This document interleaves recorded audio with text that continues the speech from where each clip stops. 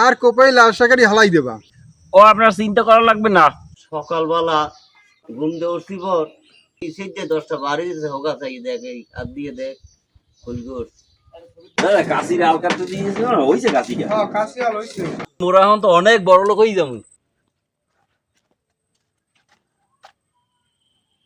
কিয়া 3 ব্যাগ করবা কা মোর দি মানু 2 জন না ওই কাম ঠিক করছি না।